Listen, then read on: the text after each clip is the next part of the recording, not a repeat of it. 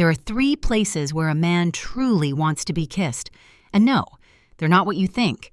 Because what he really craves isn't just the sensation of lips on skin, it's the feeling behind them. Carl Jung would say that every kiss is a meeting of archetypes, not just bodies.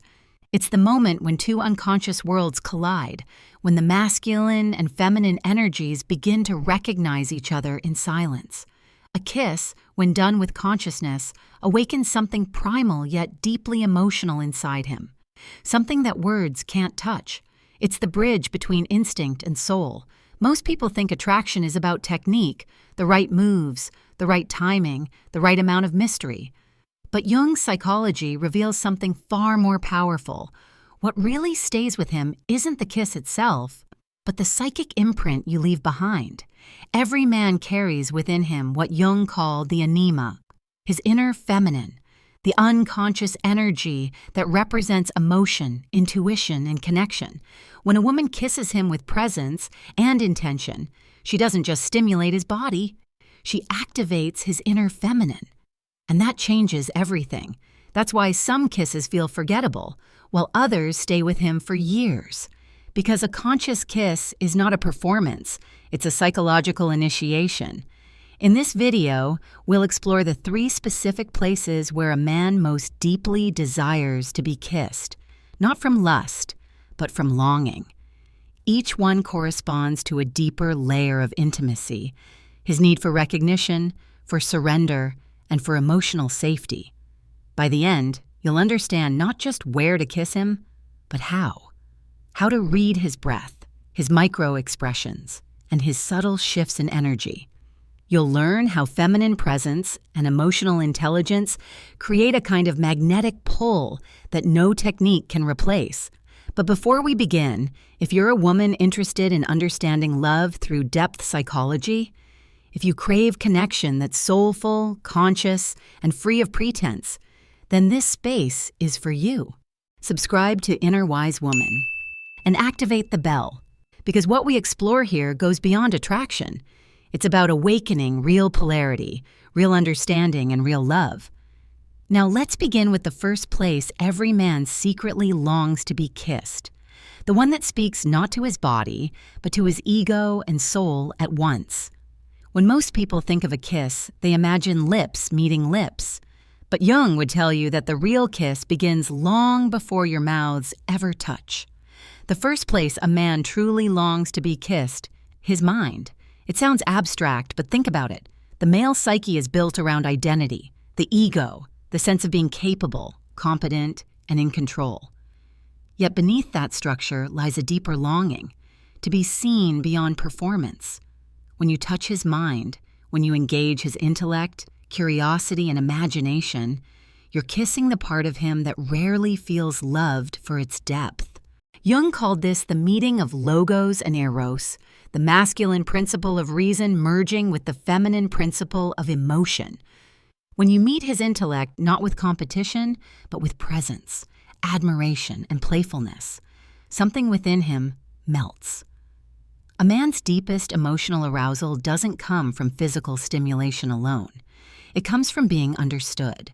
When a woman listens in a way that reflects his essence back to him, his ideas, his creativity, his hidden fears, she gives him an experience few ever offer: mental intimacy. This kind of kiss begins with words, tone, rhythm, and attention. It's the way you respond to what fascinates him, the way your eyes stay curious instead of judgmental, the way you hold silence while he speaks, signaling, "I see you. You can relax here." It's a psychological foreplay that disarms the ego. When a man feels mentally kissed, his defenses drop, his breathing slows, and the desire for true physical closeness begins. Because he's no longer trying to perform, he's trying to merge.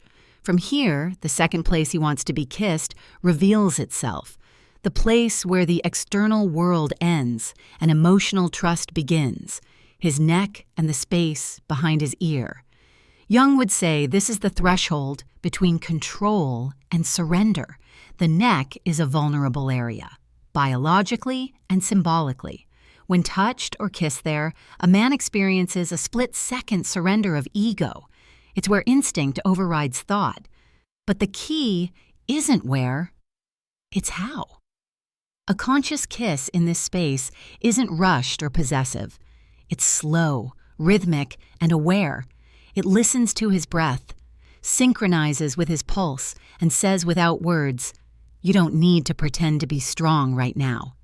Here, oxytocin, the bonding hormone, begins to rise. But more importantly, something in the psyche responds. The anima within him stirs. Jung believed that every man projects his anima onto women, seeking in them the emotional safety he cannot yet hold within himself. When you kiss him here with tenderness instead of demand, you're speaking directly to that archetypal inner feminine. You're saying, you can rest in your own softness. This kind of touch creates not just arousal, but psychological safety, the rare combination of power and peace. And once a man experiences that, it imprints. He will associate your energy with calm, with renewal, with the feeling of being home in himself. That's why some women linger in a man's memory long after the relationship ends. It's not about appearance or technique. It's because she reached the layer beneath desire. And yet, the journey isn't complete.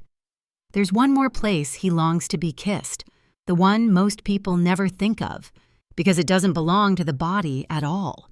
It's the space that carries his emotional truth, the place that connects his inner boy and his adult self. It's the moment when you kiss him in presence, when the kiss itself becomes a mirror for his humanity. We'll explore that next, the third and most transformative place, where feminine consciousness meets masculine vulnerability and creates an intimacy that stays long after the body lets go. The third place where a man longs to be kissed isn't on his skin at all. It's in his heart space, the emotional center he's been taught to guard his entire life.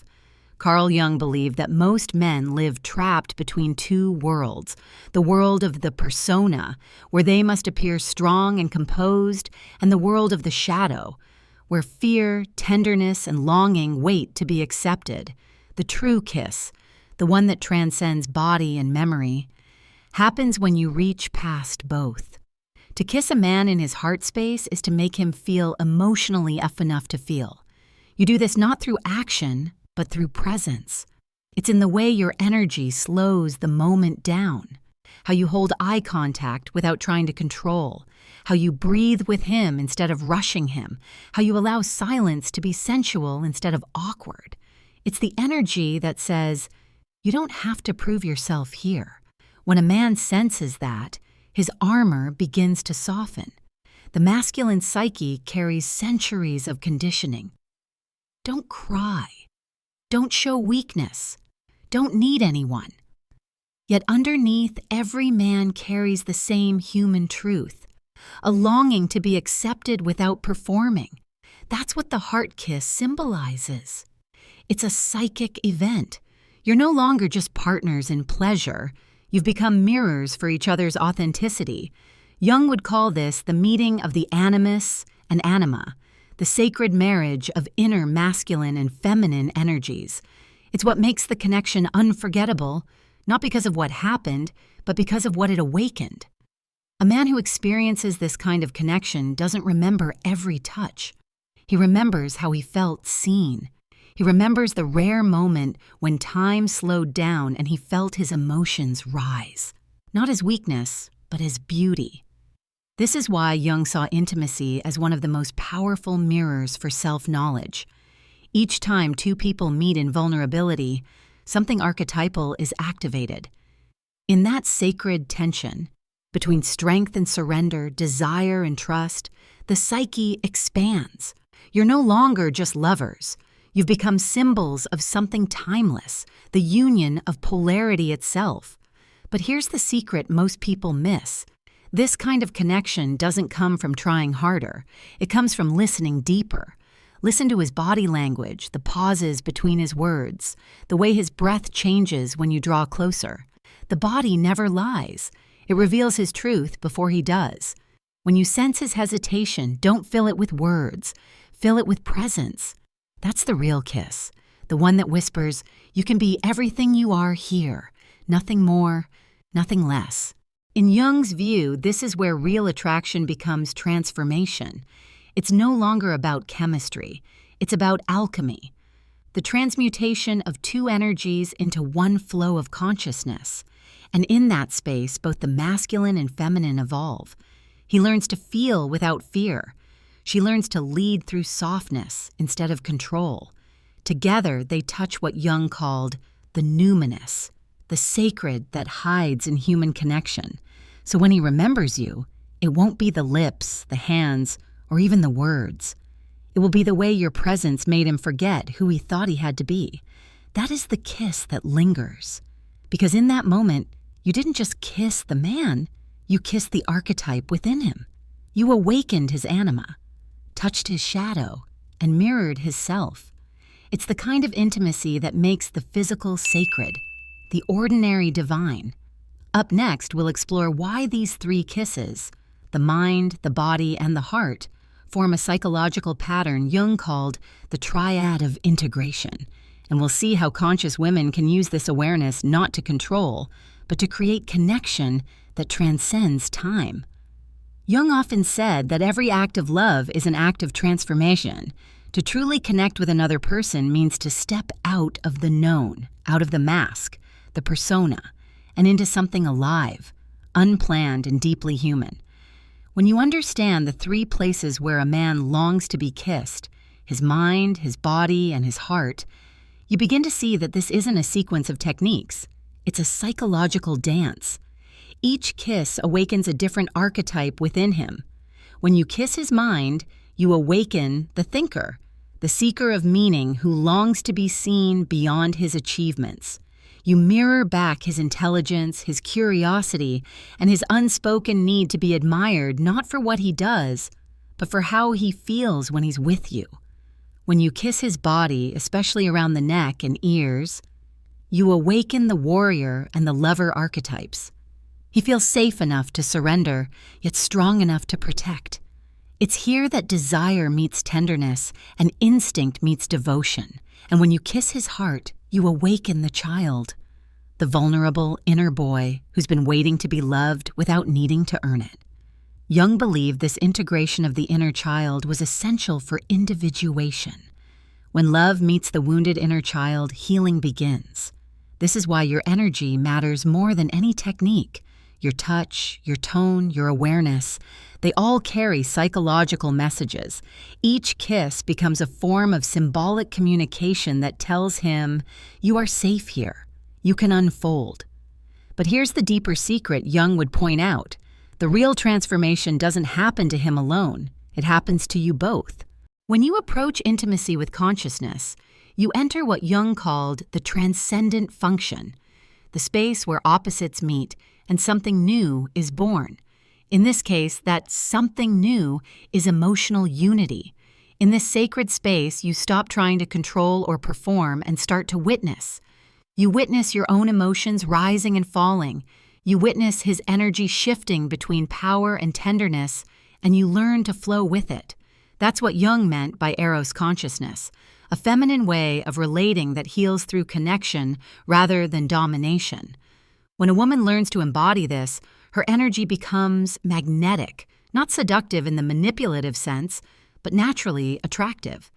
Because what draws people in isn't perfection, it's presence. In modern psychology, this is mirrored by neuroscience. Oxytocin and dopamine, the hormones of love and attachment, respond more to eye contact, tone, and touch than to appearance. When you are truly there, emotionally attuned, your energy regulates his nervous system. He feels safe, he feels seen, and that safety becomes desire. It's the paradox Jung loved to explore. True strength is born from softness. A woman who knows this doesn't chase validation. She doesn't perform. She simply feels, listens, and moves with awareness.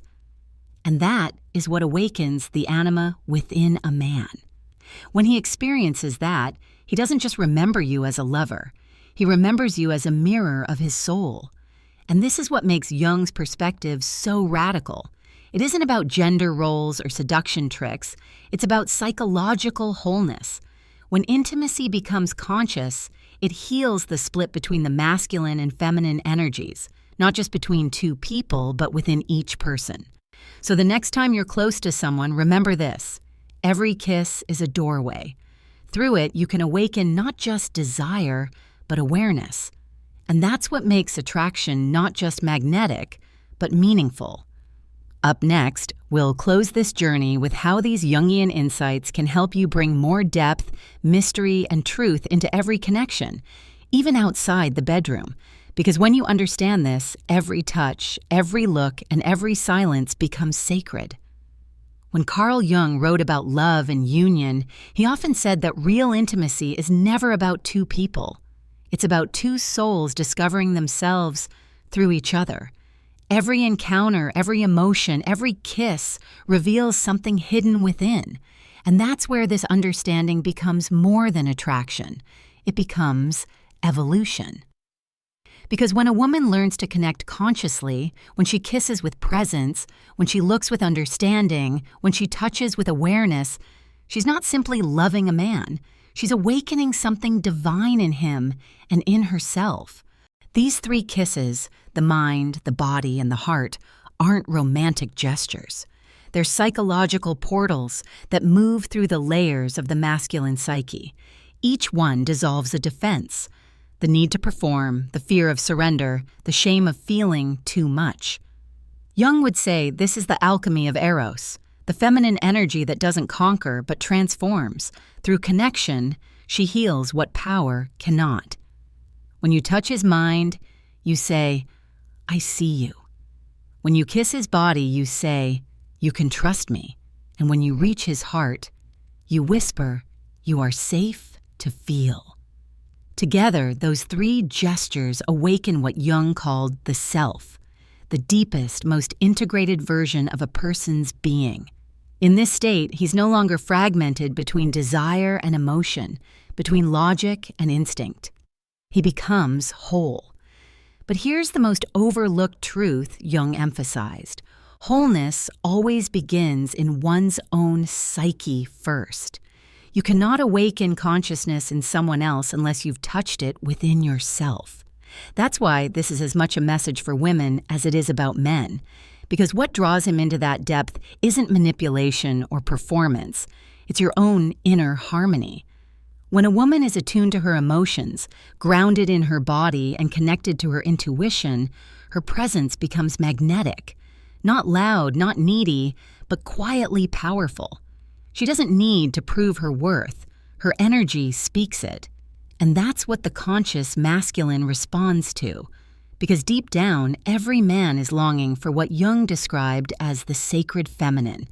Not the woman who tries to impress, but the woman who embodies truth, softness, and mystery. When you meet him from this place, your connection naturally deepens. The nervous systems sync. The breath aligns. Time slows. It's no longer about chemistry, it's about recognition. He feels he's come home, not to you, but to himself through you. That's the real power of conscious attraction. It doesn't enslave, it liberates. So when you think about where to kiss him, remember, it's not a map of skin, it's a map of psyche. The mind, the body, the heart, these are symbols, not instructions. They remind you that what truly moves a man is the feeling of being met, not just touched. In Jungian terms, this is the sacred dance of the masculine and feminine archetypes. It's the moment when polarity stops being a game and becomes a gateway to transformation. Because at the deepest level, this isn't about romance, it's about consciousness. Every act of presence, every kiss, every breath shared in awareness becomes a prayer to the mystery that lives inside both of you. So next time you kiss him, pause, breathe, feel. Don't rush to perform. Let it be real. Let it be slow enough for his soul to catch up to the moment. That's how a kiss becomes unforgettable. Not because of passion alone, but because it carried truth. And if you're drawn to explore love, energy, and psychology from this deeper place, remember, you're not alone on this journey. Subscribe to Inner Wise Woman, where we explore feminine consciousness, the psychology of attraction, and the secret language of intimacy through Carl Jung's wisdom. Because the real transformation doesn't happen in others, it begins within you.